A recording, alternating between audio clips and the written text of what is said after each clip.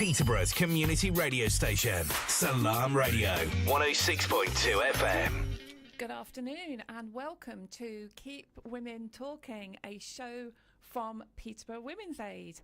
My name's Mandy and I'm your host, and I am joined as always by my co-host Sue. Sue, how are you? I'm good, thank you. How are you? I'm good, thank you.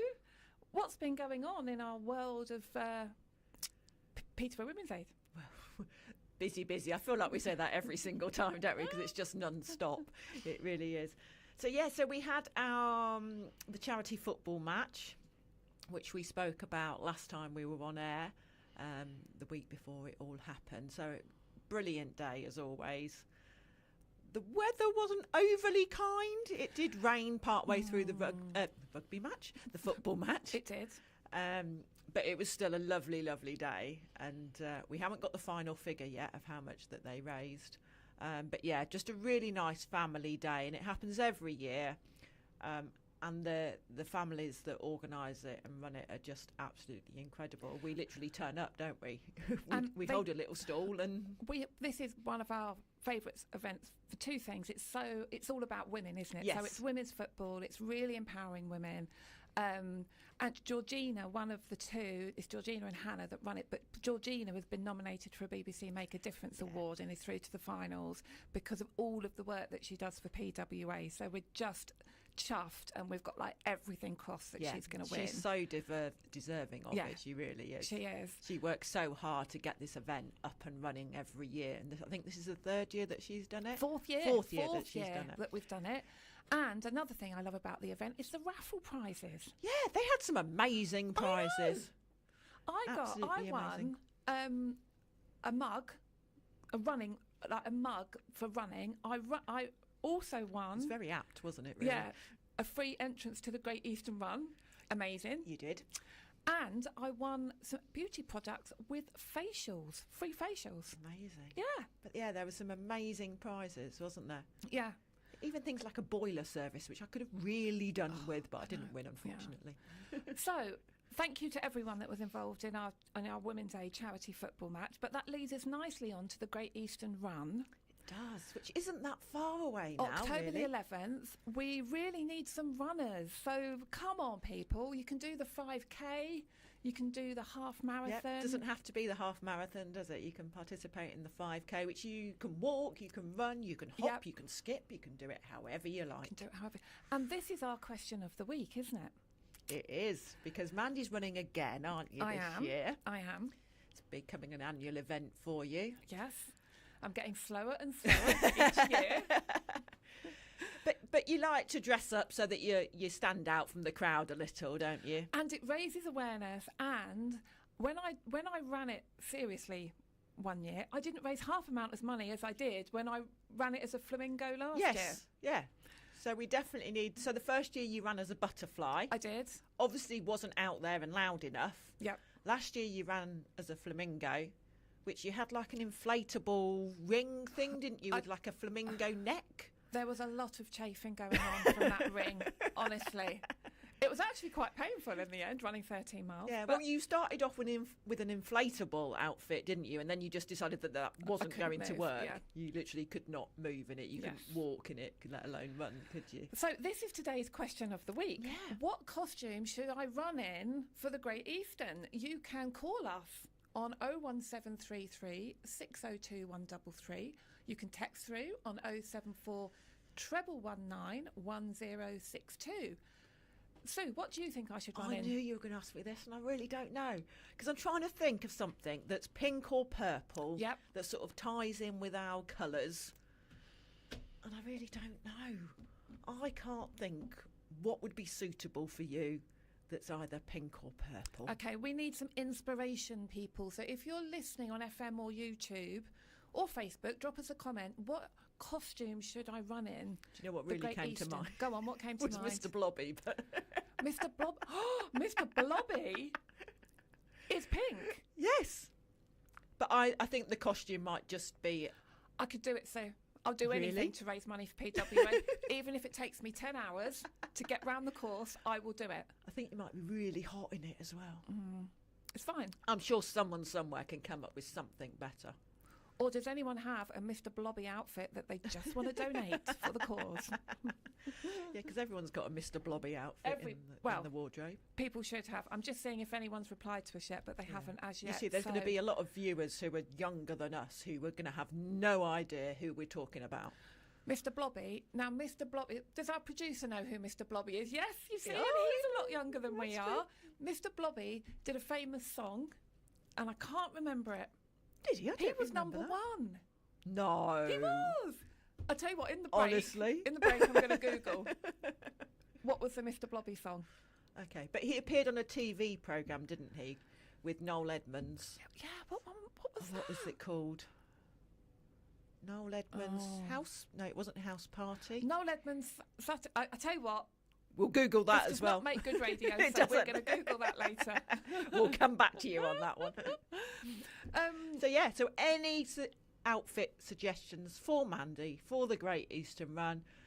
The louder, the wilder, the most standout outfit, the better.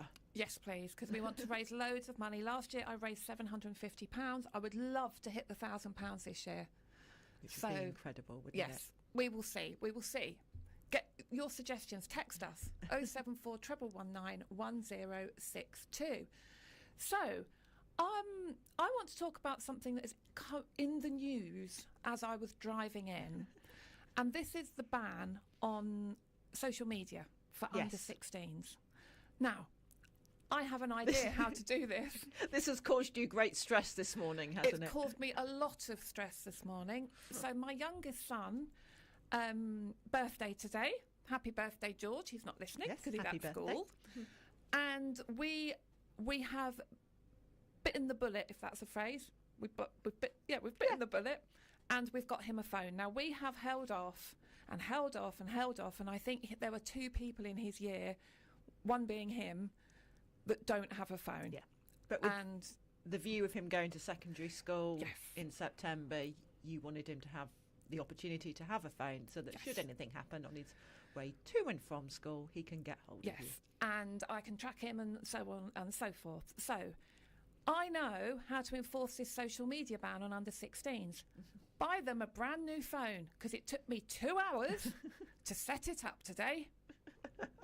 It has been rather stressful this morning, hasn't it, trying to set it all up? It was absolutely horrendous. All it kept saying to me was, put your phone next to the new phone and it will magically set itself up. And all I kept getting was, no connection, no connection. It was awful. I tried 4 different email addresses, and then when I eventually set it up, because I set it up as a child, because he is a child, there were certain apps that he couldn't use, even though you can put restrictions on the apps. So it was really stressful. So Keir Starmer, if you're listening, buy everybody under 16 new phones, and they'll be off the internet for 2 hours, because that's how long it takes to set it up. I don't think that's going to happen. No, I don't. What do you think to this social media ban, Sue, for under 16s? I think it's a great idea. From what we're seeing from the work that we do in schools, social media has such a massive influence on young people, as well as the peer pressure that comes with it. My concern is that there are a number of parents that won't follow through on this because their child perhaps has already had that access, and then to take it away will cause considerable difficulties within the family home for whatever reason. So I think it's going to be quite hard to enforce for the older end of that spectrum of ages, but possibly easier for the likes of your son who's at the the bottom end of where they're just getting a phone and everything. It's a tricky one because they've done it in Australia, haven't they? Yes. And it's kind of worked and kind of hasn't, because a lot of kids have found workarounds. Which they're always going to, aren't restore they? your phone to factory settings and put in a different date of birth. But there was some talk as I was driving in listening to this that you would need to provide ID. Oh, right. To set up apps such as TikTok, Snapchat, which are all, well, what they're now saying would be over 16. Would be over 16. I think in the past it's been a mixture, hasn't it, as 13, 16, depending on the app. And that you'd have to produce some kind of ID to register for these apps, like a scan your passport or something like that. That sounds great, doesn't it? But then you're sharing such A lot of personal information. I know. And now, aren't you, with these apps? And we know, things get hacked all the time. And if all these different social media apps have got your very personal information that can be used for cloning your identity and whatever I know. in the future, So it's really, really difficult. it's worrying as to how they would do it. And then I also feel, by saying social media ban for under 16s, is that just taking away the responsibility from the social media companies such as TikTok, Facebook, Snapchat? Because which has been an issue in the past, hasn't it? That they haven't followed through on recommendations, that they remove certain posts, certain videos, etc., that show terrifying behaviour, basically. Yes. And there was a guy that was being interviewed, again, as I was driving in, where his son took his own life because he'd seen a suffocation, how to suffocate yourself video on TikTok. It's just scary, isn't it? So you think, that the content for me is the issue. Yes. Isn't it? Yeah. If the content on these apps and whatever was properly monitored, then the age restriction isn't as necessary, is it? Yeah. But I don't know how you ever... It's such a hard thing to do, and not being particularly technically minded, I imagine it's so complex for the companies to sort that through and find ways to monitor what people are posting. And, people who are posting all these difficult posts that shouldn't be on there will find a workaround if they want them to be on, online and available. Exactly. So, anyway, that was my experience of setting up a new phone this morning. It was very, very stressful. So, we have a couple of answers to our question of the week. What should I dress up as for the Great Eastern Run? So, I've even got some pictures from people. This is cool. Ooh. Right, so, Alicia, I don't know if I show this on YouTube, I don't know if people can see this on YouTube, but it's a blow-up pink shark. I've just seen Have you just seen it? That's brilliant. I feel like I would be waddling like this a lot. But that'd be okay. But at least you've got legs in it. I've got legs, you'd be able to run, I unlike the flamingo that you had before. I can see where I'm going as well. Thanks, Alicia. Quite like that one. And my next one is a peacock. Yeah, now this is because we've got a project called the Peacock Project, haven't we, that supports people who have been subjected to domestic abuse across Peterborough. So, yeah, that's a really good idea. So I could be a pink peacock. Oh, I don't know whether you'd be able to find a costume, but I'm sure know. we could come up with something, I'm sure. Yeah. Thanks for that. That was Gina who sent in the I've now peacock. got a pink full-blown leotard, like the 1980s. Full-blown leotard and leggings with a great big massive pink tail, but I don't know how you'd get the tail to stand up. Oh, it's just the image that I've got in my head right now. Yeah, I don't know how I feel about wearing a full leotard with tights. I just feel there's quite a lot of it's quite tight, isn't it? Yes. Put it that way. Yeah. But you could just wear pink leggings and a pink t-shirt. And a pink t-shirt. Maybe I could. Okay, so Simon says dress up as a pink lady. Oh, of Greece. Yes. Thank you, Is that Simon. what he's referring to, perhaps? I don't know. Quite but possibly. there is a pink lady on Greece, isn't there? There is. The pink ladies, yes. on Greece. Yes, we're the group of women that... See, I feel quite classy if I did that. Would I have to wear the heels, though? I don't think running in heels would be a good idea. No. Okay, we've got some great suggestions. So, the pink ladies from Greece, a shark, a peacock, or a leotard. I'm not feeling the leotard, people. Not at all. Okay, so text us or ring us. Comment on YouTube, which a lot of people are doing. What shall I dress up as to run the Great Eastern Run in October? Very exciting. What else comes in? Yeah.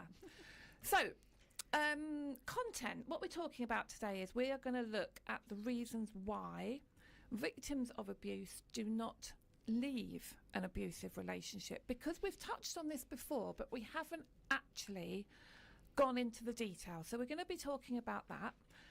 But before that, we are going to talk about the World Cup. Sorry. What do you feel about? Sorry, I've just hit a knob with my papers.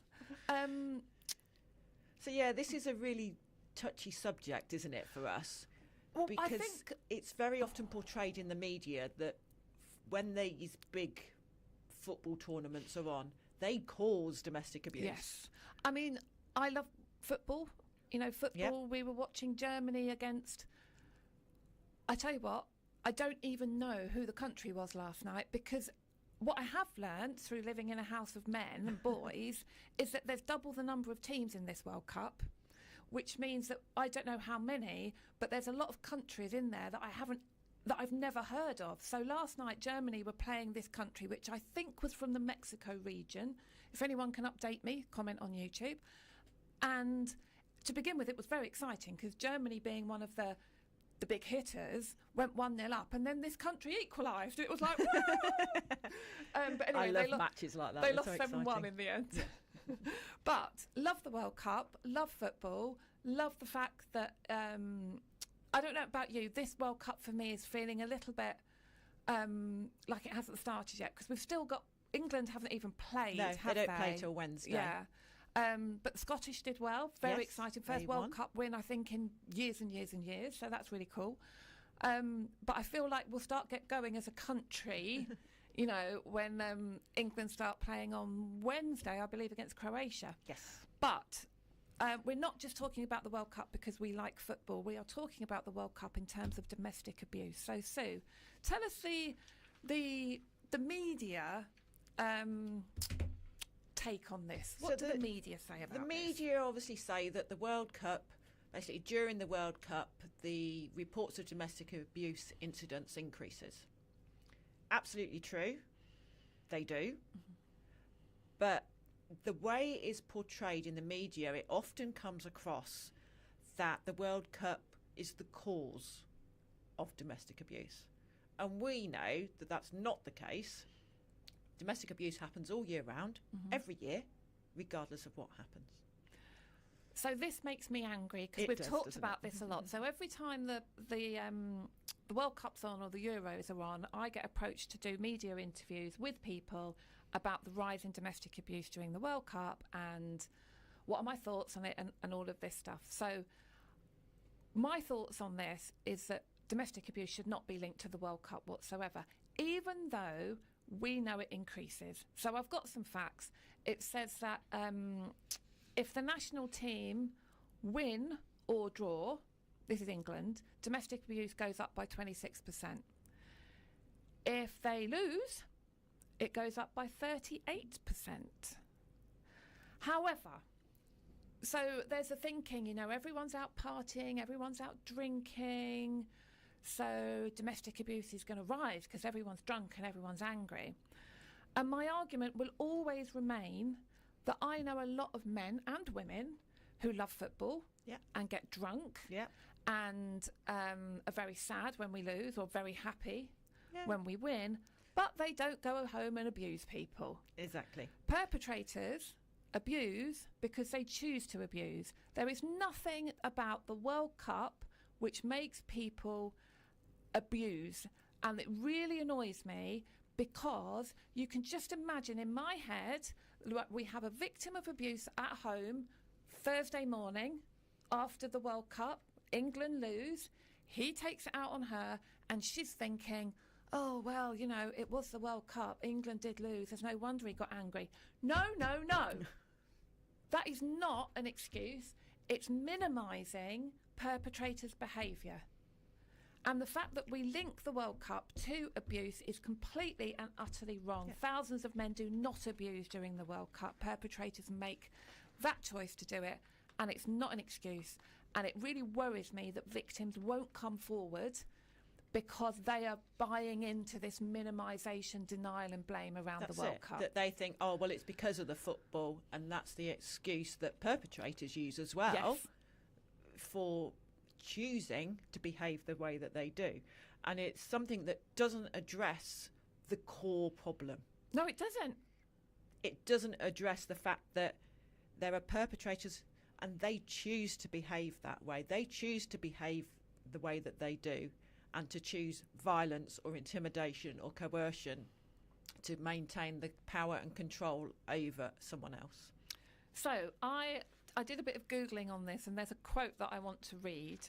So Douglas McKay is the CPS, the Criminal Prosecution Service, football lead. And he's put, we all have a responsibility to make football an environment everyone can enjoy safely and without fear. It's deeply saddening that reports of this abuse rise during a time when fans should be showing their love for the game and supporting their nation. The CPS is playing a crucial role in tackling football-related crimes and working with partners to make our national sport inclusive, safe to watch and play in. That last sentence, Sue, what is the issue with that last sentence? The fact that it says football-related crimes, Mandy. I'm going to throw my papers in the air. I am so angry about this. It is not a football-related crime. It's domestic abuse. Exactly. And I think I've got a quote from one lady who appeared in the BBC. She is a victim of domestic abuse. And what she says is completely right, is that the person that's at risk now during the World Cup is the same person that was at high risk 3 months ago. That hasn't changed just because the World Cup is on. No. And it is not football related. It's not. You know, domestic abuse on its own is a crime. It is. So we wish England all the best. And we want to say to anyone out there who is a victim of abuse during the World Cup, please, please reach out for help. The World Cup is not an excuse to abuse. So I'll get off my soapbox now, but that just really... It's just because it happens every time there's a big sporting event, isn't there? Yeah. That you get approached to provide some sort of interview around that event and the increase in domestic abuse. I mean, it's the same with Christmas. Yeah. Domestic abuse increases at Christmas. Ooh. Okay. And again, it's another excuse that people use. Yeah. And the media uses for domestic abuse happening. And it just really worries me that if these campaigns that are out there now, and there are some campaigns around Cambridgeshire around domestic abuse and the World Cup and all of this stuff, it really worries me that people in jobs that make decisions, so, you know, the criminal justice system, for example, that they are being blindsided by all these campaigns, and when they go to arrest somebody or if they're going to make decisions about justice, they're kind of in their head, they've got the domestic abuse and football campaign, so they're thinking, oh, well, it might just be a one-off because it was the World Cup. So anyway, stop going on about it now. The message is, please, please reach out for support. If you are a victim of abuse, and our number, I haven't done this yet, our number at Peterborough Women's Aid is 01733 894 964, and you can also go on our website, which is www.Peterborough Women's Aid, and you can send us a web chat, and that's completely anonymous, and you can look at all of our services, which there is many of. There is indeed. Yeah. And you can contact us.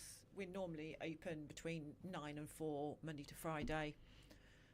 But if you want to email at any time, we will always get back to you, especially if you tell us when it's safe to do so. Yes. If you are at risk of domestic abuse in your household. And everything is confidential when you reach out. So we're coming up to a break in a minute.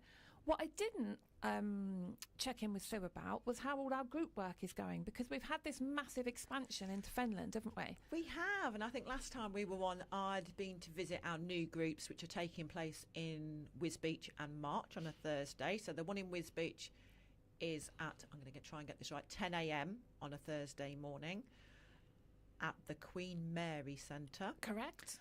And the one in March is at 1 p.m. It's 1 p.m, yes. And I can't remember the name. It's the George Alcott That's Leisure Centre in March. Yes. Yeah. So 2 brand new groups, in addition to the ones that we run at Anne's House on Cromwell Road on a Tuesday morning at 10:30, a Friday morning at 10:30, which has an arts and craft mix to it. Meditation on a Thursday afternoon at 1 p.m. Yes. And on a Monday afternoon is Legs, Bums and Tums. Legs, Bums and Tums, Also at 1 o'clock. which we all love at Legs, Bums and Tums. So these groups, especially the Peterborough groups, we're looking for new members, aren't we? We want new women to come along. It's completely free. It's a really good way to meet people from Peterborough, really good way just to have a safe space, have tea and cake and do an activity. Yeah. And everyone's really friendly Yep. and inviting. It's a female-only space. You don't have to have been a victim of domestic abuse. Any woman is welcome. Yep. And you don't have to book in, do you? You just can turn up. You can just turn up. But they're just really lovely sessions, aren't they? Yes. So Women of Peterborough, please look on our website and come to our groups. Yeah. We would be absolutely delighted to have you. Right, we are going to go for a break, but after the break, we are going to be looking at why women don't leave abusive relationships, because we get asked that a lot and we really want to kind of go into a lot of detail.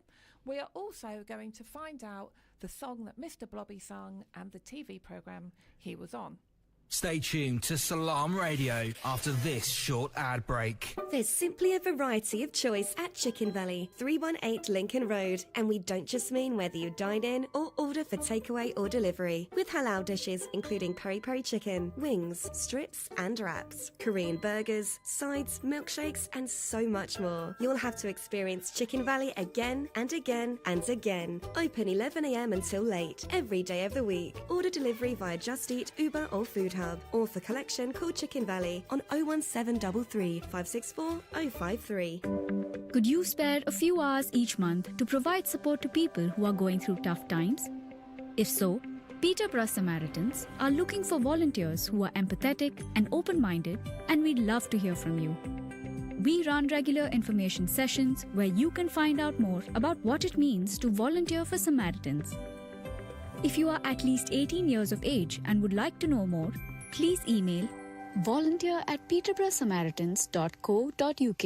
At Cake Inn, all our cakes and slices are freshly baked for that delicious taste. At Cake Inn, we bake 100% vegetarian and halal eggless fresh queen cakes. Delicious flavoured cakes for birthdays and weddings, ceremonies and all other occasions, with free customised messages, even balloons and candles too. Order for delivery or collection from Cake Inn, 489 Lincoln Road, PE1 2PE, and your cake could be ready within 2 hours. Find out more and order online at cakeinn.co.uk or call 01733 496 584.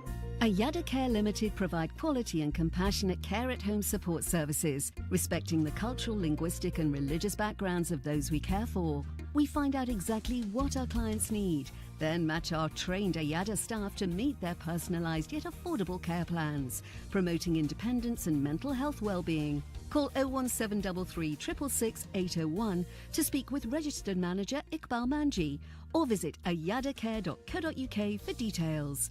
What do children at Bright Bambini Montessori Nursery say about us? I love my teachers and friends. At Bright Bambini Montessori, we sprinkle confidence, independence, and stir the love of learning.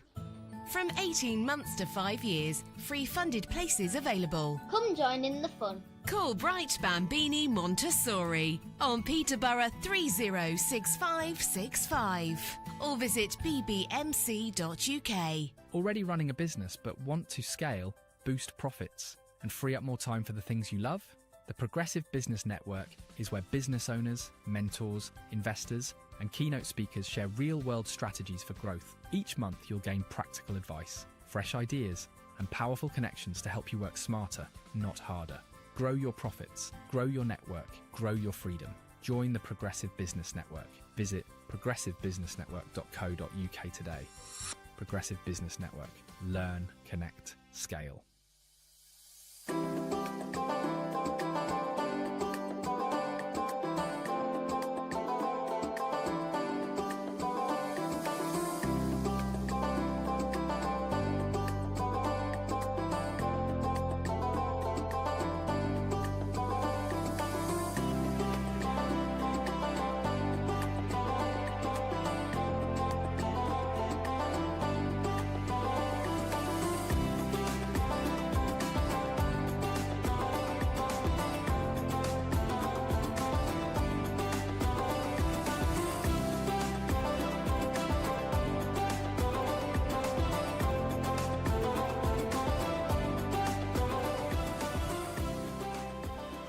This is Salaam Radio, Peterborough's Muslim community radio. Broadcasting on 106.2 FM and online.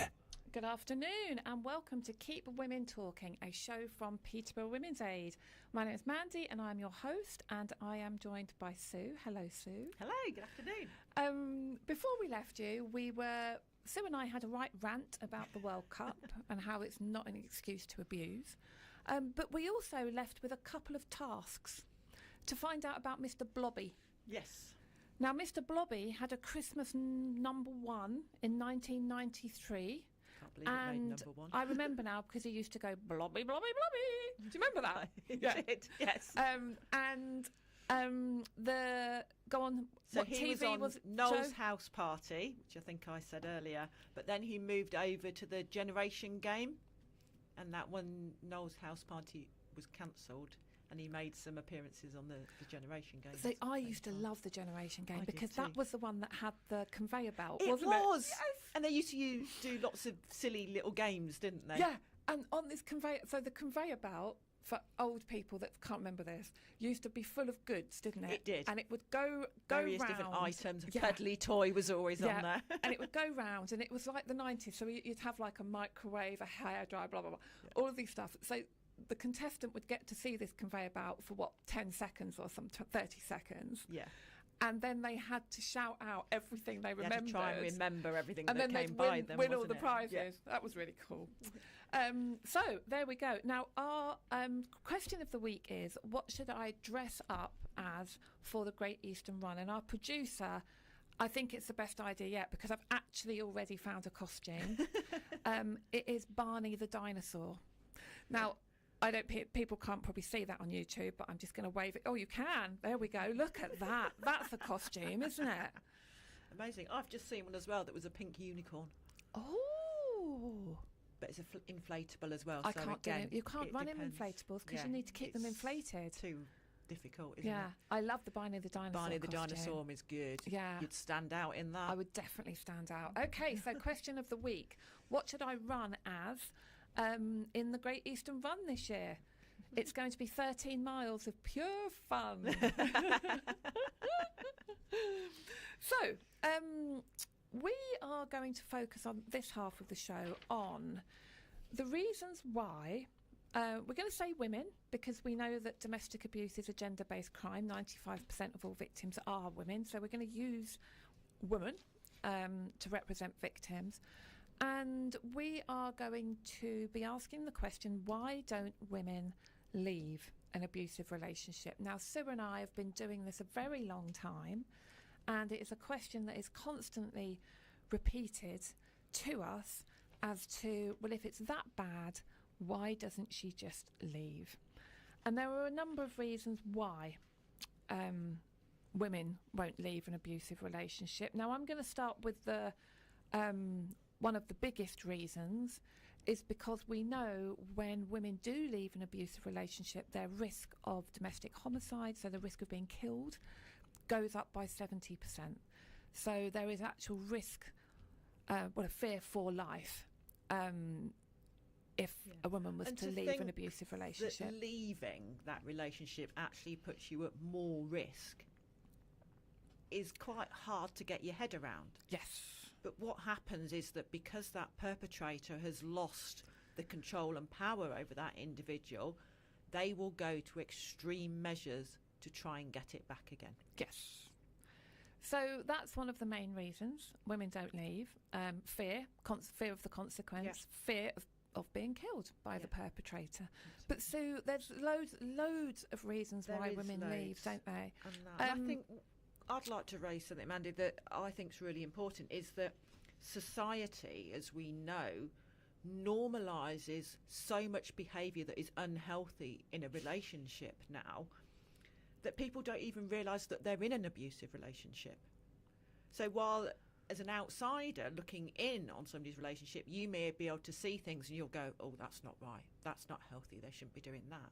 When you're in that relationship, and because of everything that is on social media, on TV, in films, in books, you don't always realise that actually that behaviour is unhealthy and isn't normal. I think especially if you've been in a relationship for a long time. Yes. Behaviours might develop, and you might just not realise that actually behaviours have changed. Yes. And they are now abusive behaviours. Exactly. And it might be a cultural thing as well. Yes. Is that actually within certain cultures, the male takes on a very dominant role within relationships, but that doesn't give you the right to abuse your partner. No. And that, you know, and a relationship should be equal. It should be very respectful of each other and appreciating those things. So yeah, very often we've found with a lot of people who ring our advice line, for example, they'll very often say to us, I'm not sure, but I think I might be in an abusive relationship. And then they'll run through examples of behaviours that they've experienced. And very often we'll go, no, you are in an abusive relationship. That is an unhealthy behaviour that you're experiencing. So that's one reason, isn't it, that people stay in abusive relationships, because they don't actually recognise the abusive behaviours. And that's part of the work that we do at PWA, like you just said, Sue, is helping people to recognise and accept that the behaviours are abusive. That's it, and that's why we do shows like this. We do talks to companies. We do. And through doctors' surgeries and with professionals to raise that awareness of what an abusive relationship can look like. And perhaps the more subtle behaviours that you might see. Yes, which are very subtle, but you put one behaviour with another, so on and so on, then it becomes abusive, doesn't it? That's it. So tell me about children. Why would a woman stay in an abusive relationship? Because of the children? Because you'd think, well, that makes no sense, because obviously you want to take your kids out of that situation. But a lot of mums stay because of the children. Why is that? I think there's an awful lot of society pressure still to be this perfect 2.4 children family. And they think that those children need a father, you know, they need to have both parents, and that's not always the case. And we know from our experience that actually whilst your child may not be in the room where the abuse happens, they are still living in that environment, and the impact on the children who are living in a home with abuse is huge. So we know, now I want to get this, I think it's 65% of children that live in a domestic abusive household will have suffered abusive behaviours from the perpetrator at some point. So we always get, and we get this unfortunately from a lot of statutory agencies saying to us, well, the child wasn't in the room, so the abuse didn't affect the child. Or the abuse wasn't direct on the child. Yeah. So there's also evidence to show that a baby in the womb can be affected because of the stress that the abuse puts under the mother, makes the mother feel, and also there's something to do with the production of different hormones when you're under stress, which can affect a baby in the womb. Yeah, so cortisol, when you're in a very stressful situation, your body produces excess amounts of cortisol. Now, if you're, I don't know, about to get hit by a car, your body automatically reacts to that. Your adrenaline will kick in, and your body will react automatically to that situation. Now, someone who is living in an abusive relationship day in, day out has that constantly, because they are living in a constant state of fear. So they are in constant survival mode. So the adrenaline's high. And over long term, that means that your cortisol level never gets a chance to come down. So your cortisol level stays right up there. And that can have a huge impact, not only on the mum, but on that baby in the womb as well, because they're feeling all of that. Yes. So we've had newborn babies that are really terrified, that don't react normally to situations. So they can appear scared of loud noises. They can appear scared of shouting. They can be extremely clingy to mum, because that's become their safe space if they know that mum is going to protect them. So if we know the impact of domestic abuse on children, why don't mums just leave with their kids? Yeah, so this is something that we hear all the time, isn't it? Why don't you just leave? And it's from friends, from family, even professionals we've had in the past saying, well, why don't you just leave? And the problem, I mean, when you've got children involved, and imagine that you've been in an abusive relationship for years and your perpetrator is saying to you, if you leave, I will kill the children. Yeah. Now, we've had those threats. We've or you'll never see your children again. Yeah, you'll never see your children again. I will win in court because I earn more money than you. I will report you to social care. Yeah. You will have to go through a psychiatric assessment. You are not fit to leave the children. You're the one that has left the family home. You're crazy. You're not fit to look after the children. They'll get taken off you. I'll look after them, or I'll remove them from the country, and you'll never see them again. Yeah. So that's the reason why women don't leave, because of the children. A lot of the time women don't leave because they're really scared about the child's safety and the threats that are made that the children will be taken away from them. And from we've been doing a lot of work with the Lithuanian community, and this is a real belief of Lithuanian women that if they report domestic abuse, the children will get taken away with them the children will get taken away from them by social care. Yes. And it's a real concern as to why Lithuanian women don't come forward, and we're trying to work with that community to enhance their understanding that social care are there to protect children, not to take them away from mum. So the children keep a woman in an abusive relationship because she is protecting them. What about finances? So finances is another thing. We see financial and economic abuse more and more regularly. I can't remember what the statistic is, but it's right up there. I think it's over 80% of women, when they're in a domestic abuse relationship, experience financial or economic abuse in some way, shape or form. So if you haven't got any access to money, if you haven't got any income, because, I don't know, the benefits get paid straight to your perpetrator, you don't work, you're given £5 a week to go and get a few bits of shopping, and that's all the access to the money that you have. How are you going to catch a bus? How are you going to get in a taxi? Where are you going to go? Where are you going to live? How are you going to pay bills when you've got no access to any money? And people think when we talk about this, well, that's ridiculous. Surely everyone has access to money these days. It's a fact. Victims of abuse, some of the women we work with have nothing, not even a bank account in their name, because the perpetrator has stopped them doing it. And like you say, they are given pocket money like children. Yeah. So you're right. What are you going to do? How are you going to leave? Where are you going to go if you've got absolutely no money? That's it. You've got no means to do anything, go anywhere, get anywhere and do anything. Yeah. Without a penny to your name. I should say, while we're talking about this, organisations like Peterborough Women's Aid will support women in that situation. Yes. If you came to us and said, look, I'm in an abusive relationship, I need to leave, but I've got absolutely no finances to be able to do that, Peterborough Women's Aid and organisations like ours will help you. We're never going to say, we've got no money, we can't help. We will find a way to help you and set you up again. So please don't think that is a deterrent. And it does take some planning and preparation, but there are ways and means. Yeah, definitely. Always. Yeah. Always. Let's talk about religious beliefs and cultural expectations. Why might that keep somebody in an abusive relationship, a woman being reluctant to leave? Yeah, so a lot of the time, if you've married someone, in a lot of religions, that marriage is for life.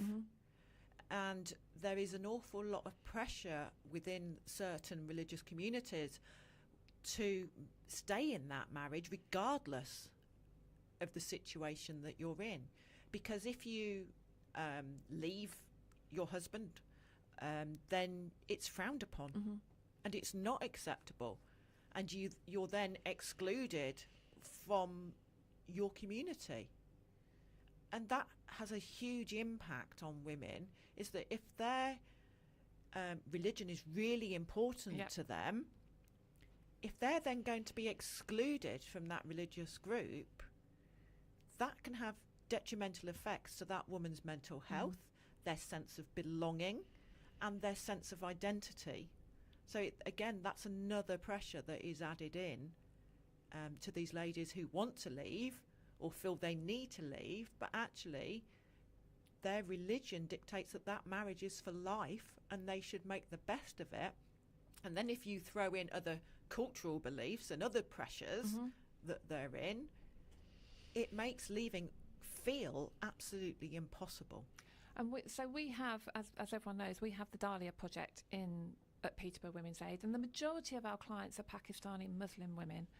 And I would say 40-50% of these women, of the women we work with, are still in that abusive relationship and don't plan to leave because of the reasons that you've just said. Because they would be shunned from the community, shunned from their family, and not only them, their children as well. Yes.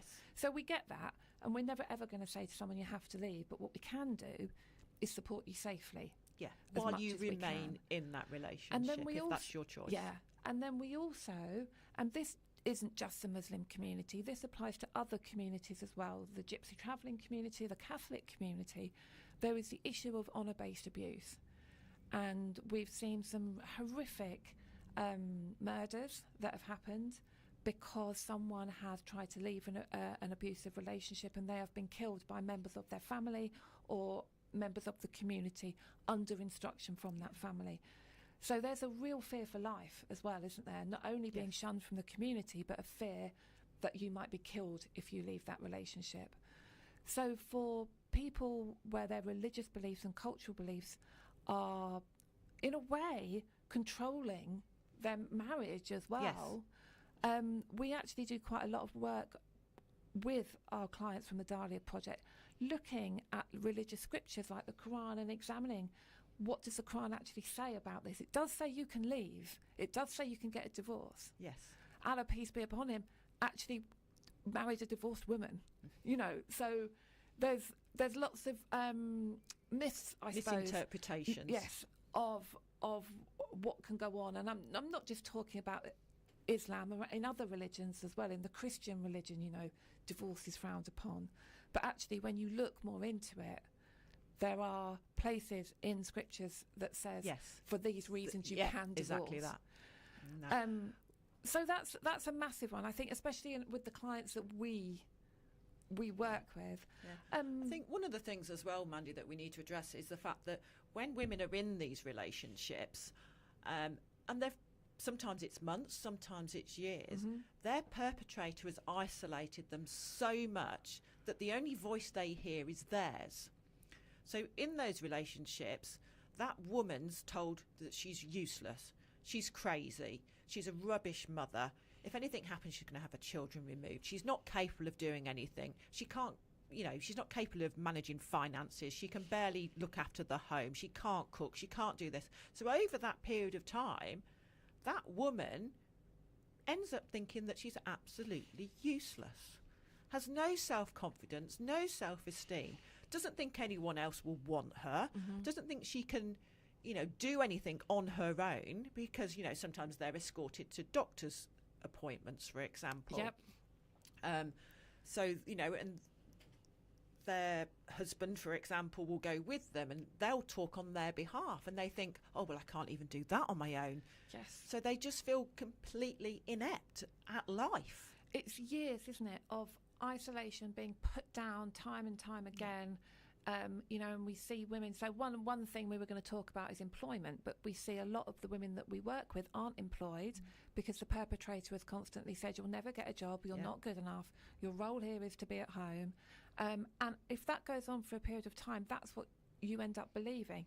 So when you're going to make this huge decision in your life to leave, you're immediately self-doubting. Can I do that? And do I know what I'm doing? You've been isolated so much that you've got no one else to talk it through with. You've got no one else to question about anything. You've got no one else to say, oh, my husband did this the other day. What do you think of that?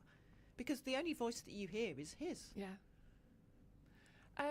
Here's one to talk about, which does happen, that women don't leave because the perpetrator is, for example, a police officer, a judge, a politician, a religious leader. And we have had this. We've had this quite a lot, actually, where women have phoned us and said, I don't want to give the details of my partner because he has status. And good standing within the community. Yes. And they're very worried that they won't be believed. Yeah. Or they think that they will find out through backhanded comments or through various networks that they have, because they have such a considerable impact within certain areas, within the community, within a profession, that they feel that they're not going to be heard, they're not going to be believed. And as we've just said, that the perpetrator's going to turn around and go, oh, she's crazy. She doesn't know what she's talking about. You've got something there about traumatic attachment. I have. What is that? So we may have heard of this, is that in cases where kidnappings, for example, have taken place, where the child or adult that has been kidnapped forms an attachment with the person that actually took them, and then finds it really, really hard. As human beings, we naturally seek out attachment. We naturally seek out connection, human connection with other people. And if in a relationship, the only other person that you have is your abuser, your body naturally wants to form some sort of attachment with that abuser. And regardless of how they behave towards you, as a human, we will still form some kind of attachment. And we've got to remember that abuse doesn't happen 24 hours a day, 7 days of the week. It goes round a cycle. So there will be good times within that relationship where they've been nice to you, where they've brought you gifts, where they've taken you out. And it's those little glimmers of hope that people will hold on to, because they think, oh, well, he can be kind, he can be nice. You know, and when he's like that, it's really nice feeling. And you develop these feelings, and when you're attached to someone and you have that connection, those feelings can become really, really intense. So in those moments, that feeling of love that you have is really, really overpowering. So again, it makes it really difficult to break off that attachment, especially if you've been in that relationship for years, because as a human being, you're connected to that person. So that's I mean, it's interesting, isn't it? And you can understand why someone would form that attachment with the perpetrator. And we know that perpetrators purposely manipulate situations, you know, like you said. And we talk about cycles. So we might have a cycle of a woman being physically abused by her partner or perpetrator, and then for the next 2 weeks he is literally love bombing her, saying, oh, I'm really sorry, I didn't mean to do it, I'll take you out for dinner, blah blah blah blah. And we know that that can be the woman's safe time in that relationship, to the point of some women will actually encourage the physical abuse so they can get to that safe time in their relationship, which is normally about 2 or 3 weeks, and then something else will happen and the abuse will start again. But during that safe period, when obviously you are isolated and you're being treated so well by the perpetrator, how else are you going to feel? Because you don't have any choice, do you? Yeah. Until it all happens again, and it's this awful cycle of abuse. And our body reacts automatically. So while it's in a state of threat, your brain takes over and does whatever it can to try and keep you safe in that moment. So if that's being overly friendly with your perpetrator, that's being overly friendly. And one of the examples that I've got here is that if, for example, you're in an accident on a train, let's say, you will automatically try and form connection with other people that are in that same situation. Yes. Because you're terrified, you don't know what's happening, you will tend to stick with somebody in that situation and form a connection with them to try and keep yourself safe. And it's exactly the same in an abusive relationship. you will form this attachment to your perpetrator to try and keep yourself safe. And that's your body's automatic response to that threat that is there. Wow. That I hope that we have explained why women don't leave in an abusive relationship. And there's loads more. There's other loads reasons more, and we'll as probably well. talk about this next time, because there are loads of other reasons why women don't leave in an abusive relationship.